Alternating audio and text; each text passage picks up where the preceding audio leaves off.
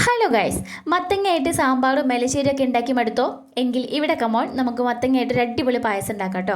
മത്തങ്ങ ഇതേപോലെ ചെറിയ കഷ്ണങ്ങളാക്കിയിട്ട് ഞാൻ കുക്കറിലൊന്ന് വേവിച്ചെടുക്കണ്ടേ. എന്നിട്ട് നന്നായിട്ടൊന്ന് ഉടച്ചെടുക്കുക.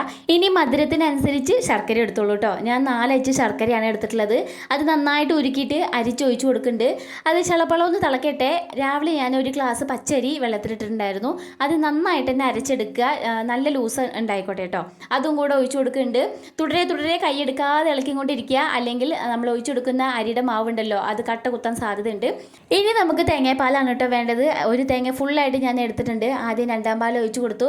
അതൊന്ന് സെറ്റായിട്ട് വരുമ്പോൾ 1ാം പാലും കൂടെ ഒഴിച്ചു കൊടുത്തു. അതിനോടൊപ്പം തന്നെ പഞ്ചസാരയിൽ ചുക്കും ജീരകവും ഏലക്കും കൂടെ പൊടിച്ചത് ഇട്ട് കൊടുത്തു. അതങ്ങോട്ട് ഇട്ട് കഴിഞ്ഞാൽ ഒരു മണം വരാനുണ്ട്. സാറേ അടിപൊളി മണമാണ് കേട്ടോ. അവസാനം നെയ്യിൽ കുറച്ച് തേങ്ങാക്കൊത്തും കൂടെ ഇട്ട് മൂപ്പിച്ചിട്ട് അതിലേക്ക് ഒഴിച്ചു കൊടുക്കുക കേട്ടോ. നമ്മുടെ പായസം ഇവിടെ റെഡി.